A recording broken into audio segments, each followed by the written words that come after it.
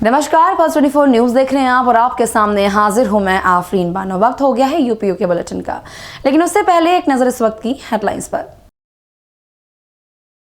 लखनऊ में deputy CM Brajesh Pathak का विपक्ष पर निशाना। संविधान की हत्या करने वालों के खिलाफ बीजेपी का आंदोलन। 25 को मनाया जाएगा संविधान हत्या दिवस। उत्तराखंड के सीएम पुष्कर सिंह धामी का उत्तर प्रदेश दौरा। वाराणसी में मध्य प्रदेश के मुख्यमंत्री मोहन यादव और छत्तीसगढ़ के मुख्यमंत्री विष्णुदेव साय से की मुलाकात। उत्तर प्रदेश सरकार के मुख्यमंत्री ओम प्रकाश राजभर का अखिलेश यादव पर निशाना। जातिगत अपमान की घटना मामले में कुछ लोगों की हुई गिरफ्तारी। अखिलेश को चिंता नहीं, चिंतन करने की जरूरत। वाराणसी दौरे पर उत्तर प्रदेश के सीएम योगी आदित्यनाथ। संकट मोचन हनुमान मंदिर में सीएम योगी ने की पूजा अर्चना। काशी विश्वनाथ मंदिर में भी पूजा अर्चना कर लिया आशीर्वाद। देहरादून में अंतर्राष्ट्रीय ओलंपिक दिवस पर खिलाड़ियों को मिला सम्मान। सीएम धामी और कैबिनेट मंत्री रेखा आर्या ने किया सम्मानित। कहा, प्रदेश में आयोजित की जा रही अंतर्राष्ट्रीय खेल प्रतियोगिताएं। बुलेटिन की शुरुआत बड़ी खबर के साथ करेंगे। उत्तराखंड के मुख्यमंत्री पुष्कर सिंह धामी ने वाराणसी में मध्य प्रदेश के मुख्यमंत्री मोहन यादव और छत्तीसगढ़ के मुख्यमंत्री विष्णुदेव साय से मुलाकात की। सीएम धामी ने विभिन्न समसामयिक विषयों पर सार्थक चर्चा की। इस दौरान सीएम धामी ने दोनों मुख्यमंत्रियों को उत्तराखंड के चारों धामों का पवित्र प्रसाद भेंट किया। अगली खबर देहरादून से है, जहां अंतर्राष्ट्रीय ओलंपिक दिवस पर मुख्यमंत्री पुष्कर सिंह धामी और खेल मंत्री रेखा आर्य ने प्रदेश के लिए पदक जीतने वाले सैकड़ों खिलाड़ियों को सम्मानित किया। यह आयोजन सोमवार को परेड ग्राउंड के मल्टीपर्पज हॉल में किया गया। कार्यक्रम की शुरुआत मुख्यमंत्री और कैबिनेट मंत्री रेखा आर्य ने बच्चों के साथ ट्राई कलर गुब्बारे उड़ाकर की। मुख्यमंत्री पुष्कर सिंह धामी ने कहा कि उत्तराखंड में अब अंतर्राष्ट्रीय खेल प्रतियोगिताएं भी आयोजित हो रही हैं और जल्द ही खेल गैलेक्सी प्लान के तहत प्रदेश को 23 नई एकेडमी मिलने वाली हैं। उन्होंने कहा कि भाजपा की केंद्र सरकार के समय में आयोजित हुए दोनों ओलंपिक खेलों में भारत के प्रतिभागी खिलाड़ियों की संख्या लगातार बढ़ी है।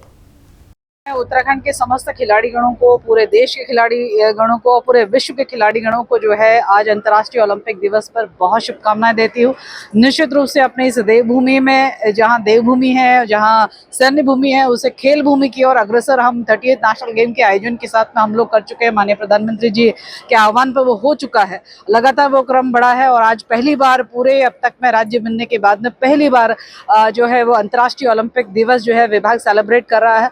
निश्चित रूप से आज अंतर्राष्ट्रीय और राष्ट्रीय स्तर के हमारे जो खिलाड़ीगण हैं वो सम्मानित किए गए हैं और निश्चित रूप से आज पूरे प्रदेश भर में जो है ओलंपिक दिवस हर जिले में मनाया जा रहा है।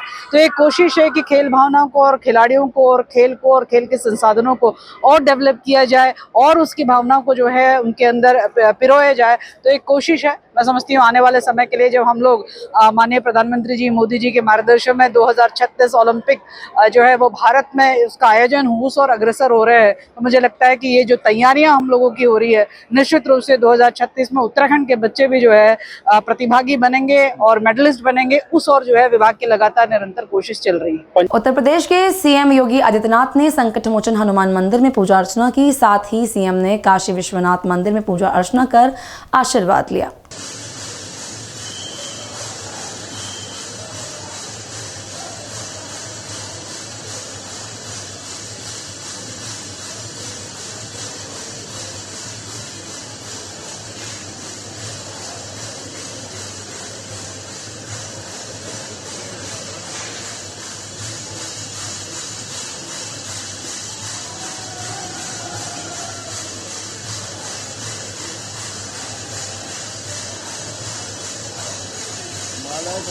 माला ठीक है जी।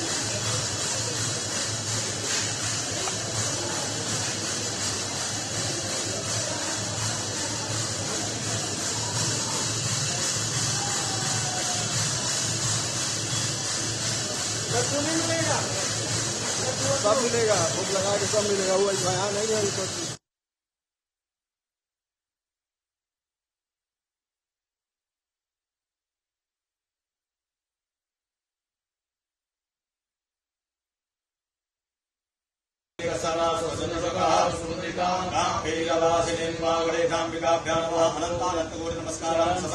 नमस्करोमि ओम महानमस्ते रुद्रभान्यवहुतोदैकवे नमः बाहुव्यामुदते नमः जाते रुद्रशिवा तनोरघोरा पापकाशिनी त्रयानस्तनुवासन्तमया गिरिशन्ताभिजागसे जामिकुं गिरिशन्तास्ते विभगस्तवे शिवाङ्गिनि ततां कुरुमाहि गुंसीः कुरुगञ्जगता शिवेन वचसात्वा गिरिशाख्यापदामसि तथाः नममि जगदेत्मगुं सुमना असत अद्यवोचत दिवता प्रथमो दैव्यो विकका अहिंस सर्वाञ्जं भयन्नमाशयातु धान्यो धराचिः परासुवा असौजसाम्रो अरुणहुतौरो सुमङ्गलः चैचैन कोरुधा अवितो ऋतुरिताः सहस्रसो वैगामुहे गरीमहे असौरो वसुमतिनीलग्रीवो विलोहितः उदैनङ्गोपा अतिसन्नुदहार्जः सन्नितो मृतयातिनः नमोऽस्तु नीलग्रीवाय सहस्राख्याय मे दुःखे अघोरे असिद्वानो हन्तेभ्यो।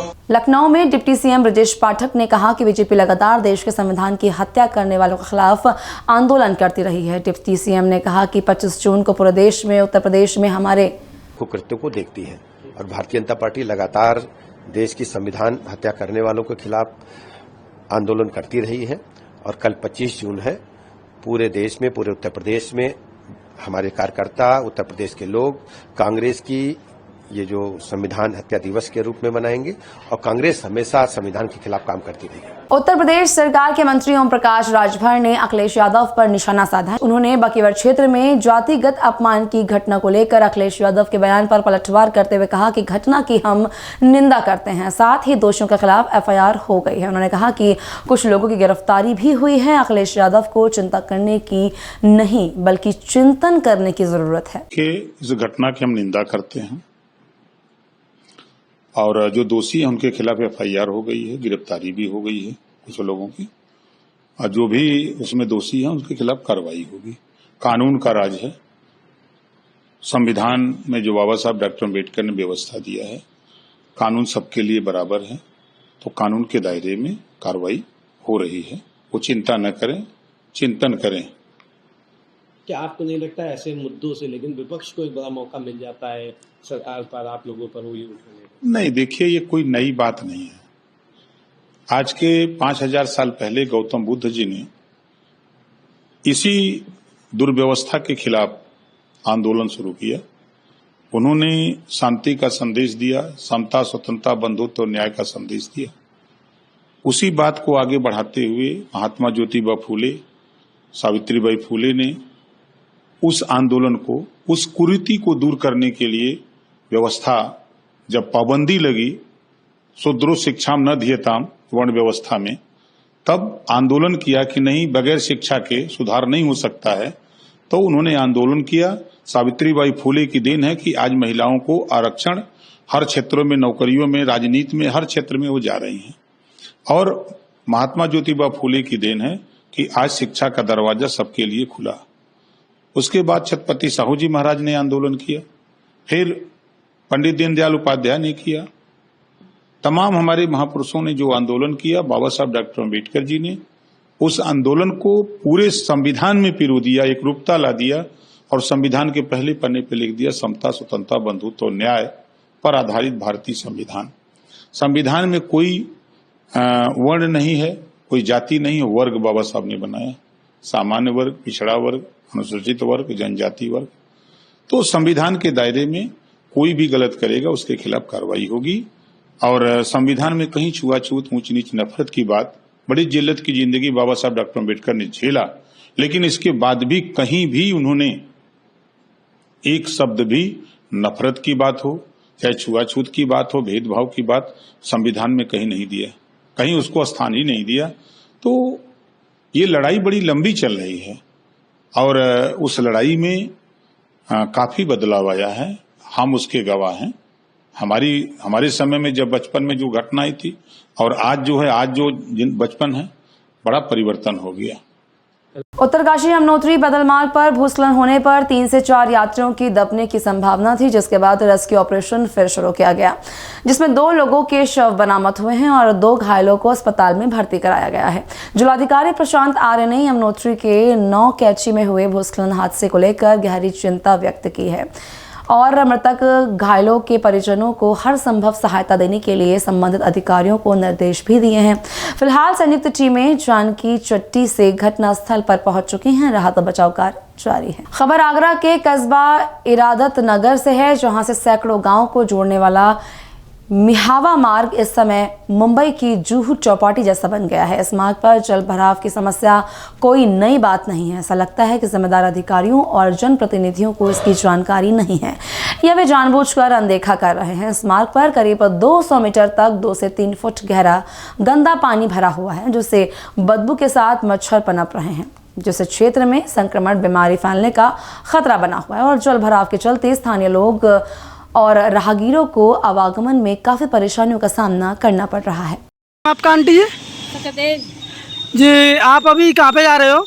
यहाँ पानी में वो कर रहे हैं, क्या करें? नहीं, अभी आप यहाँ से कहीं जा तो रहे हो? जा रहे हैं। अच्छा, बाजार जा रहे हो। आप बाजार के ही निवासी लग रहे हो मेरे को।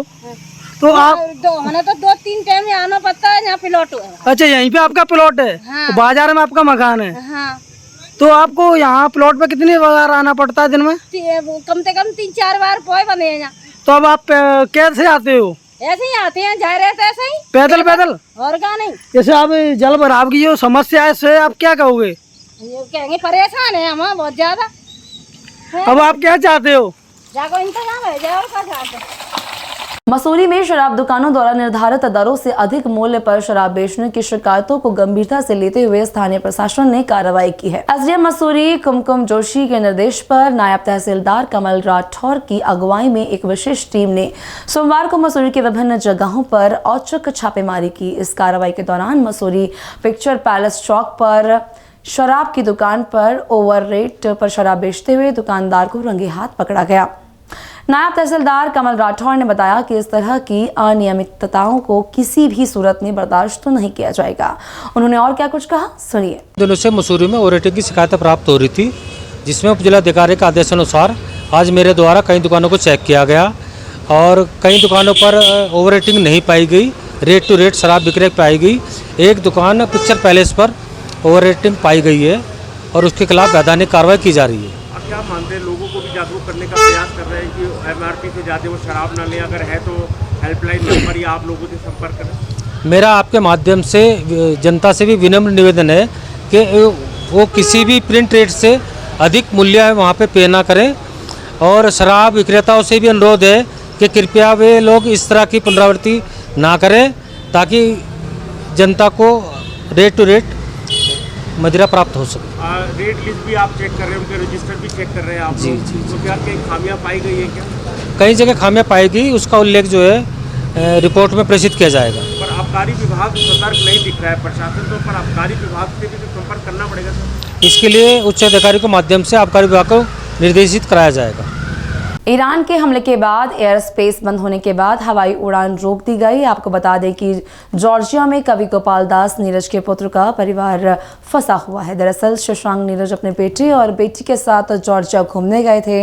22 जून के भारत तिबलिसी होना था वापस। इसके लिए उन्होंने अरेबिया फ्लाइट की थी जो 30 जून तक के लिए निरस्त कर दी गई है, जिसके बाद शशांक नीरज ने वीडियो जारी कर जानकारी दी। मित्रों नमस्कार, मैं शशांक प्रभाकर आप लोगों के साथ हाजिर हूँ। मैं इस समय जॉर्जिया के एक एयरपोर्ट पर खड़ा हुआ हूँ और स्थिति ये है कि यहाँ वॉर की वजह से कई लोग फंस गए हैं। ये सारे हिंदुस्तानी लोग आप देख सकते हैं, ये बैठे हुए, ये सारे हिंदुस्तानी लोग परेशान हैं।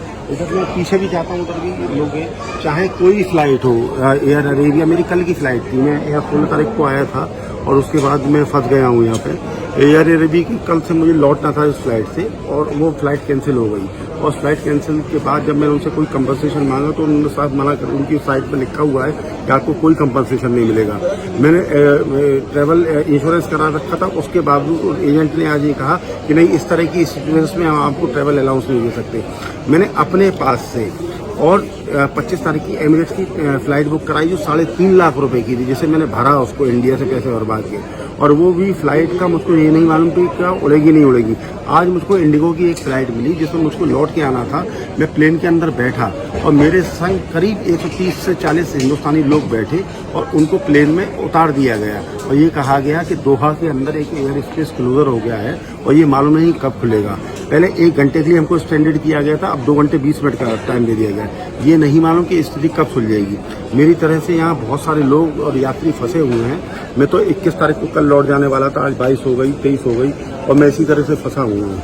चाहे कोई भी एयरलाइन हो, कतर एयरलाइन हो, चाहे एयर इंडिया हो, चाहे एयर अरेबिया हो, चाहे इंडिगो हो, चाहे कहते पैसिफिक हो, सभी यात्रियों के संग ऐसा ही हो रहा है। तो मेरा आप लोगों से प्रार्थना है कि आप लोग हम लोगों के लिए दुआएं कीजिए जो हिंदुस्तानी यहाँ फंसे हुए हैं कि किसी तरह में हम घर लौट पाएं। मैं तो एक वैकेशन मनाने आया था और वो वैकेशन मुझको लग रहा है कि एक नरक साबित मेरे लिए अब हो रहा है। नमस्कार। खबर गोंडा से है। बता दें जहां पर गोंडा बीते दिन वीरेंद्र कुमार ने जिलाधिकारी की शिकायती पत्र देते हुए बताया कि विकासखंड रुपैनी के मंडरी परसराय में आरसीसी सेंटर बड़ा भ्रष्टाचार हुआ है, जो ग्राम प्रधान व पंचायत सचिव की मिली भगत से बगैर काम कराए ही मिट्टी पटाई व इंटरलॉकिंग के नाम पर 29 दिसंबर 2024 को 50,690 रुपए का भुगतान कराकर बंदरबाट कर लिया गया, जबकि जमीनी हकीकत पर कोई कार्य हुआ ही नहीं। हालांकि देखना होगा कि इस पूरे मामले पर जिले की तेज तरार जिलाधिकारी नेहा शर्मा क्या कार्रवाई करती है, तो समय ही बताएगा। नमस्कार, आप देख रहे हैं पल्स 24 न्यूज। मैं तुषार के संग मौजूद हूँ जनपद गोंडा के रुपैडी ब्लॉक के पारासराय में और ये आरसी सेंटर बन रहा है। मेरे पीछे देख सकते हैं ये एकीकृत ठोस अपशिष्ट प्रबंधन केंद्र है, जो कि पंडित केता पारासराय विकासखंड रुपैडीहा के क्षेत्र अंतर्गत आता है। और बात करेंगे विकास कार्य की, तो ये जो कूड़ा घर बना है जो भ्रष्टाचार की भेंट चढ़ चुका है। आप मेरे पीछे देख सकते हैं, कैमरा पर्सन से कहेंगे जो यहाँ का जो पैसा है वो पैसा पास हो चुका है इंटरलॉकिंग के लिए, वो बजरी के लिए, लेकिन आप देख सकते हैं इंटरलॉकिंग किसी भी तरफ नहीं है, केवल मिट्टी का जो है मिट्टी डाल कर काम चला दिया गया। जिस तरीके से प्रधान व कुछ अधिकारियों की मिली भगत से भ्रष्टाचार की भेंट, ये जो विकासखंड रुपैडी के क्षेत्र अंतर्गत जो भ्रष्टाचार की भेंट, ये कूड़ा घर चढ़ गया है। कैमरा पर्सन कहेंगे कि अंदर आए और अंदर की जमीनी हकीकत दिखाते हैं कि कितना कुछ विकास हुआ है। आप देख सकते हैं किस तरीके से पीले ईंट से जो बजड़ी की जगह पीले ईंट रखकर इसको निर्माण कार्य कर दिया गया। अगर बात करें तो इस पर ना तो अभी कोई पेंटिंग है ना कुछ है, और केवल जाली और टीन शेड ला के काम चलाऊ तरीके से कर दिया गया, जबकि इस पर पूरा बजट होता है। इस पर पास पैसा आज से कुछ दिन पूर्व पैसा पास भी हो चुका, लेकिन जो विकास कार्य है वो भ्रष्टाचार की भेंट चढ़ा है। इसके अंदर दिखा दे कहीं भी जो है बजरी का इस्तेमाल नहीं किया गया है। किसी भी आप एंगल पर दे लेंगे, अगर इसके अगले क्रम में बात करें, इधर की बात करें, ये पूरे तरीके से भ्रष्टाचार की भेंट चढ़ चुका है, जो कहीं ना कहीं जो उच्च अधिकारी है उनके ऊपर सवालिया निशान खड़े करता है कि कहीं ना कहीं जिस तरीके से विकास कार्य भ्रष्टाचार की भेंट चढ़ा है वो एक कहीं ना कहीं जांच का स्रोत और सवालों के कटघरे में खड़ा करता है कि किस तरीके से बगैर जांच की पैसा पास हो गया। कहीं ना कहीं भ्रष्ट अधिकारियों की मिली भगत से ये पैसा पास हुआ। अगर इस दीवार की बात करें, आप देख सकते हैं केवल सीमेंट करके इसको छोड़ दिया गया है और पीले ईंट से इसका निर्माण कर दिया गया है। हालांकि इस पूरे मामले के बाद उच्च अधिकारी क्या जांच करते हैं, जिस तरीके से प्रधान के साथ मिली भगत करके भ्रष्टाचार किया गया है, जो कहीं ना कहीं स्थानीय अधिकारियों को भी, जिम्मेदार अधिकारियों को भी सवालों के घेरे में खड़ा करता है। खबरों के लिए बने रहें पल्स 24 न्यूज गोंडा। क्या नाम है आपका, कहाँ के निवासी हैं? हम भोटो के निवासी हैं। क्या नाम है? वीरेंद्र कुमार। क्या समस्या है आरआरसी सेंटर को लेकर? कूड़ा जो घर बन रहा है वो काम करा लिए हैं, पैसा निकाल लिए मगर काम नहीं कराए। कौन? प्रधान के द्वारा काम कराया गया है जी। क्या क्या काम कराया गया है? उसमें मतलब वो लेटरिन जो कूड़ा का निकाल नहीं होता है उसका काम कराए हैं और उसमें कोई काम नहीं हुआ। आरआरसी सेंटर के खड़ंजा लगा है कहीं अगल बगल? कोई कहीं नहीं लगा हुआ है। पैसा निकला है या नहीं? नहीं, पैसा निकल गया है। पैसा निकल गया और काम नहीं हुआ है। कितने दिन में पैसा निकले? 2024 में निकला हुआ पैसा। 2024 में लगभग कितना? 50,000। और काम नहीं हुआ। तो आपने कोई शिकायती पत्र दिया है? उच्च कहाँ दिया है? हम दिए हैं, डीएम के दिए हैं। हाँ। और एसपी दिए हैं, कमिश्नर के यहाँ दिए हैं। तो उस पर कुछ कार्रवाई हुई अभी तक? अभी तो कुछ भी नहीं। अच्छा, तो क्या चाहते हैं आप? उसका कार्रवाई होना चाहिए प्रधान के विरुद्ध? जी। अच्छा, जो पैसा निकला वो आगरा ताजगंज थाना क्षेत्र में 20 जून को गला रेत कर युवक की निर्मम हत्या कर दी गई थी। हत्या करने वाले युवक की पहचान बिलाल नाम से हुई। मृतक युवक के परिजनों ने 3 व्यक्तियों पर शक जाहिर किया था। अपराधियों की पहचान के लिए पुलिस ने सीसीटीवी कैमरे फुटेज निकाली है। इसी के साथ हत्या के जल्द से जल्द खुलासा के लिए टीमों का गठन किया गया है। 2 दिन के भीतर ही हत्या का खुलासा कर दिया। 2 अपराधियों को हिरासत में लेकर जेल भेज दिया गया। वहीं अज्ञात सूत्र द्वारा हत्या का कारण प्रेम प्रसंग बताया जा रहा है। हत्या में सम्मिलित 3 आरोपियों की पहचान आमिर, फरमान, लकी के रूप में हुई। आमिर नाम के हत्या आरोपी को पुलिस ने पहले ही हिरासत में ले लिया था। बाकी 2 आरोपी फरार चल रहे थे। सूचना मिलने पर दी गई दबिश में हुई मुठभेड़ के दौरान पैर में गोली लगी, जिसके बाद उपचार के लिए SN मेडिकल कॉलेज में भर्ती कराया गया है। सर, आज का घटनाक्रम के बारे में बताया, क्या घटनाक्रम है? अवगत कराना है कि 20/21 की रात्रि को थाना ताजगंज में एक हत्या हुई थी। इसमें एक बिलाल नाम के व्यक्ति की हत्या हो गई थी। इस संबंध में 21 तारीख को बिलाल की माता द्वारा एक तहरीर दी गई अज्ञात व्यक्तियों के खिलाफ। उस संबंध में जब गहनता से जाँच की गई तो 3 व्यक्तियों का नाम प्रकाश में आया, जिनसे एक का नाम आमिर है, एक का नाम फरमान और एक लड़की है। आमिर को गिरफ्तार कर जेल भेजा गया तथा आज इसी संबंध में फरमान के साथ पुलिस मुठभेड़ में उसको गिरफ्तार किया गया है तथा फरमान के पास से आला कतर बरामद हुआ है तथा 315 बोर का एक तमंचा, 1 जिंदा कारतूस तथा 3 जिंदा कारतूस तथा 1 चला हुआ कारतूस बरामद हुआ है तथा आगे की आवश्यक वैधानिक कार्रवाई की जा रही है। खबर गोंडा से है, जहां पर गोंडा नगर पालिका क्षेत्र में विकास के नाम पर केवल खानापूर्ति हुई है। यही कारण है कि क्षेत्र में बुनियादी सुविधाओं की बहुत कमी है। गोंडा नगर क्षेत्र के वार्ड नंबर 11 में स्वच्छता के नाम पर केवल खानापूर्ति की जा रही है। उक्त वार्ड मोहल्ला इमामबाड़ा में गंदगी का अंबार लगा हुआ है। अब जनता त्रस्त होकर सड़कों पर उतर आई है और नारा लगा रही है कि इस बार विकास नहीं तो अगली बार वोट नहीं। इस समस्या का आधिकारिक दृष्टि से कब तक समाधान किया जाएगा, ये समय ही बताएगा। कुछ स्थानीय समस्याओं को लेकर स्थानीय लोगों ने कुछ चीज़ों को आरोप लगाया है, जिसे कि बताया कि तमाम तरह की जल भराव की समस्याएं, तमाम तरह की गंदगी है और उस पर आपके द्वारा संज्ञान नहीं लिया जा रहा है। क्या कुछ कहना है आपका इस पूरे मामले पे? उससे पहले अभी बोर्ड बैठक हुई थी, उसमें हमने ईओ साहब के, चेयरमैन साहब के, सारे लोग थे, उनसे हमने आग्रह किया कि मैडम पूरे शहर का पानी जो है इमामबाड़े होते हुए जाता है और जल भराव तुरंत, जैसे बारिश होती थोड़ा बहुत तुरंत भर जाता है पानी। तो उन्होंने सिर्फ आश्वासन दिया, करा कुछ नहीं। क्या चीज़ें हैं, कहाँ पे चीज़ें रुक जा रही हैं? जैसा आपके द्वारा, जैसा कि आप बता रहे हैं कि आपके द्वारा प्रस्ताव भेजा जा रहा है, जिसके बाद भी विकास कार्य रुक जा रहा है। अब विकास कार्य जैसे हमने अगली बार एक टेंडर हुआ, टेंडर में हमने चमट टोलिया का पीछे का काम दिया जो बहुत ही जर्जर था। तो जांच हुई तो जय साहब गए, डीएम साहब की तरफ से जांच हुई, जय साहब गए वहाँ जांच करने, तो उन्होंने उसको कैंसिल कर दिया। हमने जय साहब से जब पूछा कि जय साहब आपने इसको क्यों कैंसिल किया है, तो उन्होंने कहा भैया वो कैंसिल करने वाला था, हमने कर दिया। अब जो आपको बात करनी ऊपर कर रही। यहाँ चौपाल लगा, मैंने मैडम से शिकायत की, मैडम ये काम बहुत ज़रूरी है, वहाँ लोग आना जाना रहता है, बहुत ज़्यादा गैदरिंग है वहाँ पर, और जैसे थोड़ा पानी भरता भर जाता है। मैडम ने कहा ठीक है हो जाएगा। उसके बाद कोई नगर पालिका में उन्होंने दे दिया, आज तक कुछ नगर पालिका वाले ने कुछ नहीं किया। जो प्रमुख समस्याएं स्थानीय लोगों ने जो आरोप लगाया कि जल भराव की विशेष समस्याएं हैं, उसको लेकर आपके स्तर पे कोई प्रभावी कदम नहीं उठाए जा रहे हैं, इस पर आपका क्या कहना है? कई बार हमने शिकायत किया, ला के दिखाया भी, कर्मचारी भी हमने उनको दिखाया, सिर्फ साफ़ सफाई करके काम हो जाता है ख़त्म। जब बरसात निकल जाती है उसके बाद सब टाँटा है फिश। जब तक बरसात रहती है सिर्फ सफाई के नाम पे कुछ हो गया तो हो गया, उसके बाद कुछ नहीं। इन सारों चीज़ों के लिए किसको आप जिम्मेदार ठहराते हैं? अब जिम्मेदार किसको ठहराए? जिम्मेदार ये है कि हम लोग नगर पालिका ही से कह सकते हैं, अध्यक्ष से, और उनको अवगत कराते हैं। अब उनकी मर्जी अगर दे देती हैं तो हो जाता है, वरना हम लोगों के हाथ में क्या है? जन सेवा खाली करना है हम लोगों को, जन सेवा करते हैं।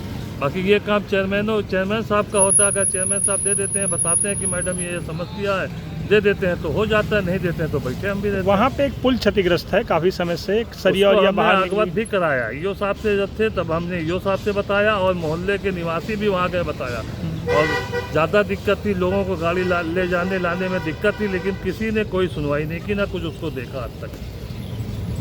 नमस्कार, आप देख रहे हैं पल्स 24 न्यूज़। मैं तुषार के संग मौजूद जनपद गोंडा के मोहल्ला इमामबाड़ा में। अगर बात करें तो बगल में ही छावनी मस्जिद है और थोड़ा सा दूर अगर आते हैं तो ये पड़ता है शेर इस्माइल नगर। और आप देख सकते हैं पीछे जिस तरीके से विकास की गंगा बह रही है, आप कैमरे में देख सकते हैं।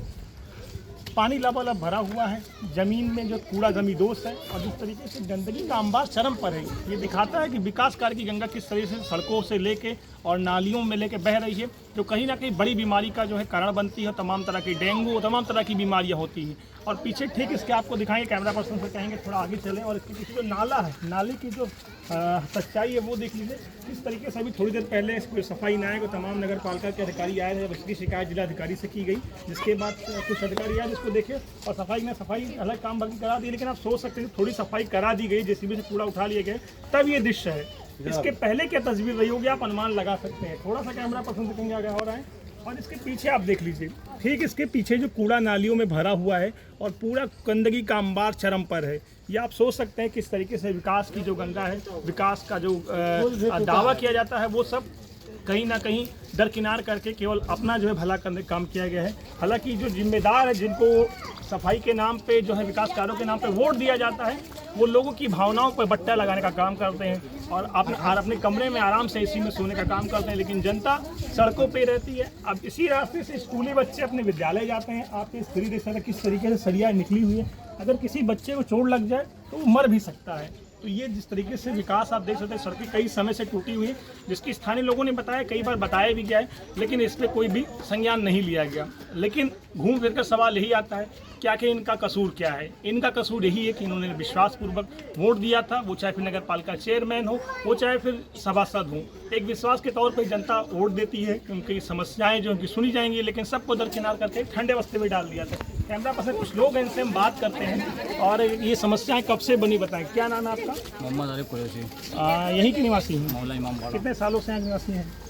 ये तो पैदाइशी हमारी यहीं की है। ये जो हालत है ये अभी कितने दिनों से है? लगभग 1.5 साल से ये हालत है। ये इसके लिए शिकायत आपने कहीं की? शिकायत बहुत की गई है, लेकिन कोई सुनवाई इस पे नहीं हो पा रही है। बहुत जो है बरसात में बहुत ज़्यादा दिक्कत होती है लोगों को आने जाने। कौन सा वार्ड नंबर है? ये वार्ड नंबर 13 है। और इस यहाँ के सभासद कौन है? आजम सभासद हैं यहाँ के। आजम कितने सालों से हैं? लगभग 10 साल से हो गए। 5 साल पहले का था, 5 साल ये पूरा होने वाला है। 10 वर्ष पूरे हो गए सभासदी के। लेकिन विकास इस तरीके से आप देख रहे हैं, पीछे लबालब कूड़ा जमा हुआ है, नालियाँ भटी हुई है। इधर से लेके अगर आप 1 किलोमीटर तक छावनी मस्जिद तक जाएंगे तो पूरी नालियाँ टूटी हुई है, डैमेज है। जी बिल्कुल। तो इसको ये मतलब ये चीज़ें इनके बस में नहीं है, क्या सही करना आपने बताया? तो वो तो चेयरमैन साहब जो है उसका निरीक्षण करें, वो देखें आकर के कि यहाँ लोगों की चेयरमैन तो इसके पहले भी कई सालों से थी, लेकिन जैसे उजमा राशिद अभी इस समय हैं तो उनको भी तो यहाँ आकर के एक मतलब देखना चाहिए था कि यहाँ के लोगों की स्थायी लोगों की क्या परेशानी है। क्या सोच के आपने उन्हें वोट किया था? वोट मतलब क्या? वोट तो हमने ये सोच कर किया था कहीं विकास होगा, यहाँ पर कोई काम होगा। लेकिन काम क्या हो रहा है? पूरी बारिश हो रही है, बारिशों में जो है ये कूड़ा पटा हुआ है, बह कर के यहाँ से नालियों से निकल के जा रहा है। हमारे लोग की कोई सुनवाई थोड़ी यहाँ पर हो रही है। और दूसरी चीज़ गिरदगोंडा में जो ये गजनी प्रधान हैं, इनके लिए भी हमने कई मरतबा जो है शिकायत का वो किया है, दरखास्त लगाया है, लेकिन कोई सुनवाई नहीं हो पा रही। वो कह रहे हैं कि अभी बजट नहीं आया है, ये नहीं आया है, वो नहीं है। लोग यहाँ औरतें घर की जो है निकल गए, बहू बेटियाँ निकल करके नालियाँ जो है साफ़ कर रही हैं। तो ये कोई अच्छी चीज़ है? ये चेयरमैन साहब को भी देखना चाहिए था कि क्या हो रहा है यहाँ पर। और आप देख सकते हैं कि नाली की क्या हालत है यहाँ पर। जी कैमरा पर्सन कहेंगे थोड़ा सा विस्तृत चीज़ें जो है दिखाने का प्रयास करें। ये जो नाली का पानी सड़कों पे आ रहा है, मालूम नहीं चल रहा है कि सड़क में गड्ढा या गड्ढे में सड़क। और बात करें पानी सड़कों पे है या सड़क पे पानी, तो आप देख सकते हैं क्या स्थिति है यहाँ के विकास कार्यों को जुमला दिया गया कि क्या स्थिति है। हमारे साथ माता जी मौजूद हैं। क्या नाम है माता जी? क्या नाम है आपका? कितने सालों से यहाँ का निवासी हैं? अरे 15 साल। 15 सालों से। ये जो स्थिति इतनी खराब है और दयनीय स्थिति है, जैसे कूड़ा का जमा हो रहा है, कब से है ये? तभी से है, 15 साल से है। इस पे कोई सुनवाई नहीं है? कोई सुनवाई नहीं है भैया। उससे कहो कि भैया साफ करा दो तो कह रहे अरे जाइए, मेरा यार हल्का नहीं है, बच्चे स्कूल जाते हैं, बस से गिर जाते हैं। घर के बहू बेटी नाली साफ करती है। आप जैसे देख रही हैं कि पानी लबालब नालियों में भरा हुआ, सड़कों पे पानी है, कूड़ा है, वहाँ कूड़ा का जमावड़ा है, बीमारी का तमाम खतरा है। बीमारी का खतरा है। सभासद से इसके बारे में आपने बताया? हाँ, सबसे बताया। कह रहे हैं कि अच्छा देखें, कोई सुनवाई नहीं होता है, सुनते ही नहीं, बस कहते हैं अच्छा हाँ देखा जाए, उसके बाद फिर घूम के ऐसे नहीं कि मरे कि जिए। खाली मतलब बस हवाई बातें कर। हाँ, हवाई। वो नाली आप देख लीजिए, कोई सुनवाई नहीं। देख लीजिए। और भी हमारे साथ कुछ लोग हैं। कोई सुनवाई नहीं है भैया। क्या नाम है माता जी? अफसर जहाँ। ये स्थिति कब से इतनी बुरी है? 15 सालों से है। हम लोग बहुत परेशान हो गए नाली के बारे में। ना तो अच्छी सड़कें, ना ही नालियों के साफ सफाई। रोज बच्चे गिरते हैं, स्कूल जाते हैं, रोज गिर जाते हैं। वहाँ पे जो पुल टूटा, सरिया निकली, बच्चे वहीं बाज के गिर जाते हैं। कुछ हादसे भी हुए वहाँ पे, हादसे भी हो गए हैं और बच्चे तो रोज गिरते हैं। हम लोग को बहुत नहलाना धुलाना पड़ता है। किसी ने संज्ञान नहीं लिया, कुछ भी नहीं, कुछ भी कोई सुनवाई नहीं। हम लोग चाहते मेरा नाली अच्छा से बन जाए, बच्चे आए जाए, हम लोग अच्छा तरीके। कब तक हम लोग परेशानी? ये नाला आप जो पीछे देख रहे हैं, नाला का जमावड़ा है नाला। इसको एक मतलब ये पानी का निकासी कहाँ निकलता है सर? पानी का निकासी इसी तरफ से निकलता है और उधर का पानी उल्टे हम लोग की तरफ आ जाता है। गली में भरा हुआ, जाके देखिए आप, गली में भरा है भैया। गली की स्थिति है, गली देखिए, जाइए कि देखिए। कैमरा पर्सन से कहेंगे थोड़ा सा। यहाँ देखो, अभी आज मेरा लड़का गिरा है नाली में। सबकी जो है पानी का जमावड़ा आम जनजीवन वीडियो बनाओ जो नाली का पानी है वो सड़कों पे आ गया है और स्थिति आप देख सकते हैं कितनी दयनीय है। सोचिए, इस पानी में अगर कोई जाएगा रास्ते से तो नीचे भी स्लिप के तो गिरेगा ही गिरेगा और गंदगी का साथ में गिफ्ट मिलेगी। तो कहीं ना कहीं जो सवालिया निशान है, तमाम तरह के घूम फिर कर वही आते हैं। स्कूल के स्थानीय लोगों का जो है आखिर न्याय का कब मिलेगा? इनको क्या इनका जीने का अधिकार साफ सफाई में नहीं है? क्या इन्होंने अपना अधिकार खो दिया है? एक अधिकार के साथ जिस तरीके से जनता लोगों को वोट करती है कि हमारी समस्याओं को सुनेंगे, लेकिन वो सब दरकिनार करके मामले को ठंडे बस्ते में डाल दिया था। और भी कुछ लोग हमारे साथ मौजूद से बात कर रहे हैं। क्या नाम है भाई साहब? भाई मेरा नाम मोहम्मद आरिफ है। सामने स्कूल है, गोंडा मुस्लिम गर्ल्स स्कूल, और सारे बच्चे इसी रास्ते से आते हैं। जब जाते हैं सुबह बच्चे, तो आपके पास कार नहीं है तो आप बच्चों को स्कूल नहीं छोड़ सकते। बाइक से जाएंगे तो पूरी। उत्तर प्रदेश के जनपद हापुड़ के थाना पिलखुआ पुलिस व स्वाट टीम ने कार्रवाई करते हुए अंतर्राज्यीय वाहन चोर गिरोह का पर्दाफाश कर गिरोह के सरगना सहित 3 अभियुक्तों को गिरफ्तार कर लिया है, जिनके कब्जे से चोरी की गई 3 XUV लग्जरी कार, 5 जोड़ी फर्जी नंबर प्लेट, वाहन चोरी करने के लिए उपकरण व अवैध असलाहा बरामद हुआ है। गिरफ्तार अभियुक्त शातिर किस्म के वाहन चोर हैं, जिनके विरुद्ध दिल्ली, उत्तराखंड समेत कई प्रदेशों में वाहन चोरी,